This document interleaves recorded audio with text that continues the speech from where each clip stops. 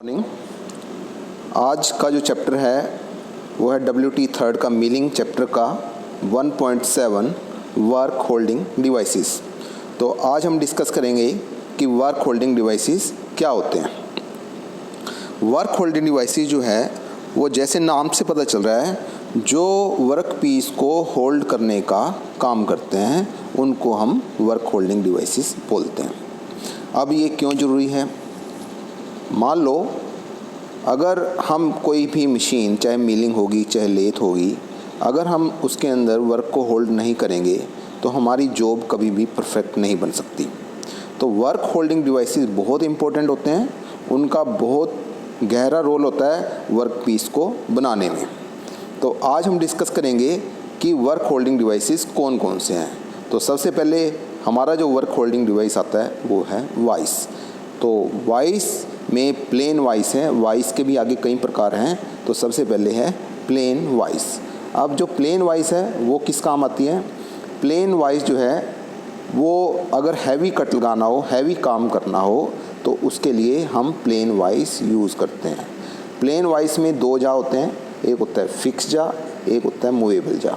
Moving जा इसलिए बोलते हैं कि जब हम इस हैंडल को घुमाते हैं तो ये जा जो है वो मूव करता है फिक्स जा की तरफ, और हम इन दोनों के बीच में वर्क को होल्ड करते हैं। तो इसके अंदर जो मैकेनिज़्म है वो नट और बोल्ट वाला मैकेनिज़्म है कि अगर हम बोल्ट को घुमाएंगे नट के अंदर तो बोल्ट जो है वो लीनियर डायरेक्शन में घूमता है, मतलब लीनियर डायरेक्शन में मूव करता है। तो हमारी ये होगी प्लेन वाइस, हैवी कट लगाने के लिए यूज़ होती है। और इसके अंदर आप यहाँ एक होल देख रहे हो, ये होल यूज़ करते हैं अगर हमें इसको मशीन टेबल पे होल्ड करना है तो उसके लिए होल दिया हुआ है। हम इसके अंदर क्या करेंगे, इसके अंदर हम जो है बोल्ट डालेंगे, टी बोल्ट, और इसको होल्ड कर लेते हैं मशीन टेबल के ऊपर। तो जो सेकंड नंबर पे है वो है स्विवल वाइस। स्विवल वाइस क्यों कहते हैं इसको? वैसे तो ये दिखने में प्लेन वाइस जैसी ही है, परंतु इसके नीचे एक टेबल लगी हुई है, जिस टेबल के ऊपर ये सर्कुलर प्लेट लगी हुई है, टेबल नहीं सर्कुलर प्लेट लगी हुई है, जिस सर्कुलर प्लेट के ऊपर ये रोटेट कर सकती है 360 डिग्री पे। जितनी डिग्री पे रोटेट करना है हम इसको रोटेट कर सकते हैं। तो इसके अंदर सिर्फ होल्ड करना है और इसके अंदर अगर रोटेट करना है वर्क पीस को तो उसके लिए हम ये वाइस जो है वो यूज़ करते हैं। नेक्स्ट चलते हैं। नेक्स्ट जो वाइस है हमारी वो है यूनिवर्सल वाइस। अब यूनिवर्सल वाइस क्या होता है? पहले वाली वाइस जो है, पहले वाली वाइस में हमने देखा था कि वो हॉरिजॉन्टली जो है उसको हम रोटेट कर सकते हैं, परंतु अगर इस वाइस को एक एंगल पे वर्टिकली, मतलब ये वाइस है इसको वर्टिकल से ये एंगल बना रही है, अगर वर्टिकली इसको एक एंगल पे मूव कराना है, ठीक है, टर्न कराना है एक एंगल पे, तो हम उसके लिए यूनिवर्सल वाइस यूज़ करते हैं। तो इसके अंदर हॉरिजॉन्टल तो है, हॉरिजॉन्टल ये देखो, ये वाली जो ये वाला है ये हम इसको हॉरिजॉन्टली जो मूव करा सकते हैं, ठीक है, और इसको वर्टिकल पोजीशन में भी टिल्ट कर सकते हैं हम इसको वर्टिकल पोजीशन में, मतलब कि ये वाइस है, हम इसको हॉरिजॉन्टली तो घुमा सकते हैं ऐसे, परंतु अगर वर्टिकली टिल्ट करना हो तो हम इसको वर्टिकली भी टिल्ट कर सकते हैं। तो ये हमारी होगी यूनिवर्सल वाइस। नेक्स्ट चलते हैं। नेक्स्ट में है compound machine vice. Compound machine vice में क्या होगी? एक कंपाउंड स्लाइड होगी, जो ये वाली जो है कंपाउंड मशीन वाइस है, जिसके अंदर ऊपर जो है कंपाउंड स्लाइड लगी होती है। जॉब को हम इसी के अंदर होल्ड करना है। और इसके अलावा अगर हम इसको लीनियर डायरेक्शन में मूव कराना चाहते हैं तो ये हमारा हैंडल लगाया हुआ है, जब हम इसको मूव करते हैं, जब इसको रोटेट करते हैं तो ये लीनियर डायरेक्शन में मूव करती है। और अगर किसी एंगल के ऊपर हॉरिजॉन्टल प्लेट में, अगर ये हॉरिजॉन्टल एंगल में ये हमारे पास एक सर्कुलर प्लेट लगी हुई है, जिस पे हम इसको किसी डिग्री पे अगर घुमाना हो तो इस डिग्री पे भी घुमा सकते हैं। तो ये है हमारी कंपाउंड मशीन वाइस। नेक्स्ट चलते हैं। नेक्स्ट है टी बोल्ट। अब टी बोल्ट किस काम आते हैं? अगर किसी वर्क पीस को डायरेक्टली मशीन टेबल पे फिक्स करना है, बिना वाइस की हेल्प से डायरेक्टली हम मशीन उसके ऊपर फिक्स करना चाहते हैं। सपोज करो हमारे पास ये मशीन टेबल है जिसके अंदर ये स्लॉट कटे हुए हैं, ये टी स्लॉट कटे हुए हैं, मशीन टेबल है। इसके ऊपर हमने इस प्लेट को होल्ड करना है, ये हमारी प्लेट है जिसके ऊपर होल्ड करना है। इस प्लेट के ऊपर ऑलरेडी यहाँ होल बने होंगे, इस प्लेट पे होल बने हुए हैं। तो हमने क्या करना है, टी बोल्ट लेके और टी बोल्ट को डालना है। ये वाले जो टी बोल्ट आपको दिए हुए, जैसे पिक्चर में दिया हुआ है टी बोल्ट दिया हुआ है, ये हमारा टी बोल्ट है, ये वर्क पीस है, उसको करके ऊपर हमारा नट लग जाएगा हमारा। तो यहाँ देखते हैं कि हमने इसके अंदर टी बोल्ट लगा दिया और यहाँ नट लगा के हम इसको टाइट कर सकते हैं।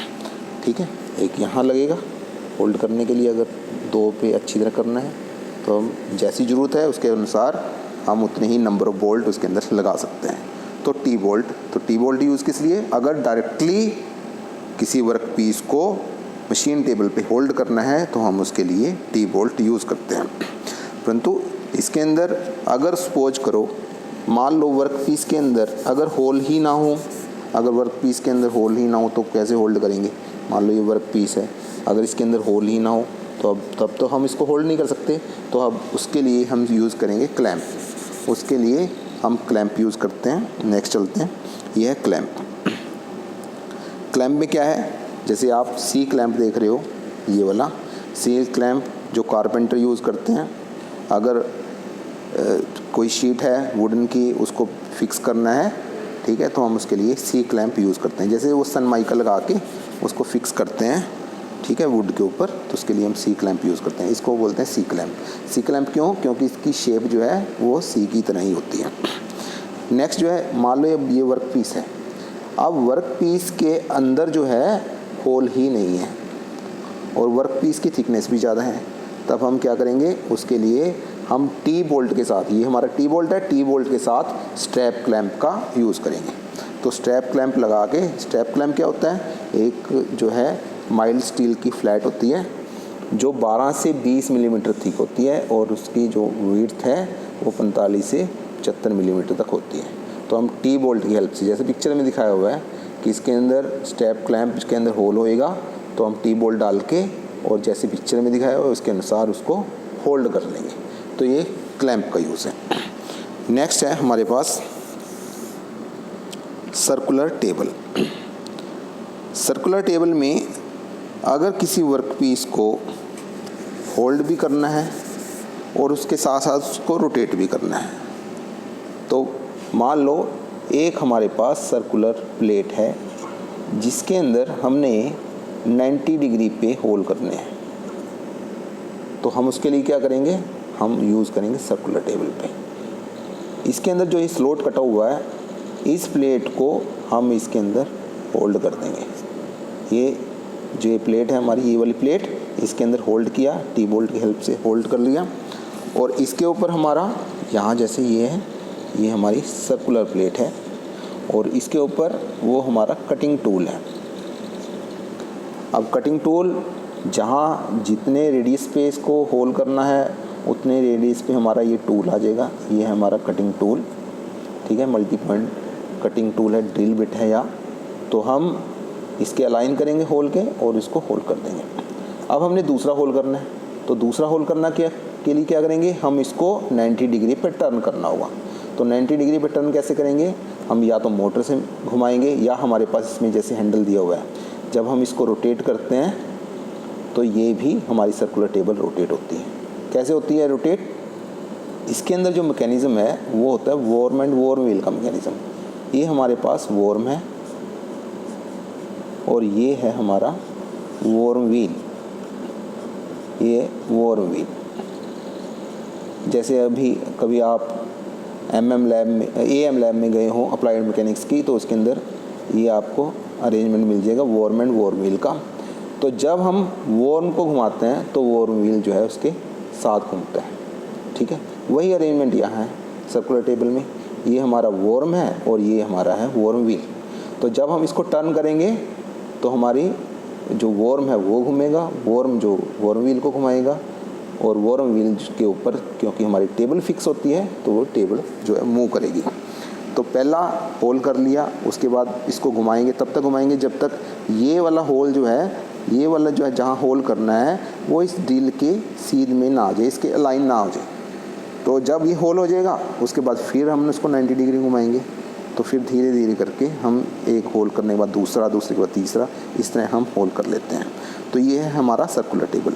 तो ये किस प्रिंसिपल पे काम करता है? वर्नियर प्रिंसिपल पे काम करता है और dividing head indexing plate principle पे काम करता है। तो ये हमारा हो गया सर्कुलर टेबल। नेक्स्ट चलते हैं। नेक्स्ट है हमारे पास फिक्चर।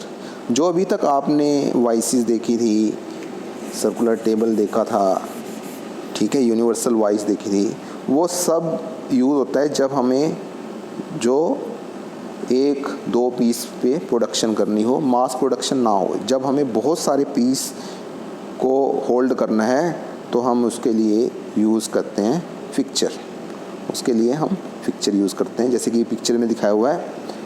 ये हमारा एक फिक्चर बना हुआ है। ये स्पेशल पर्पज़ होता है, किसी खास वर्क पीस पे खास जगह अगर होल्ड करना है, ऑपरेशन करना है, तो हम उसके लिए फिक्चर यूज़ करते हैं। तो फिक्चर भी एक वर्क होल्डिंग डिवाइसेस जैसा होता है। वो वर्क पीस को होल्ड करता है और साथ में लोकेट करता है। लोकेट मतलब उसको सही स्थिति पे लाना है जहाँ हम ऑपरेशन करना चाहते हैं। तो हमारे पास ये फिक्चर है जिसके अंदर यहाँ वर्क पीस को होल्ड किया हुआ है।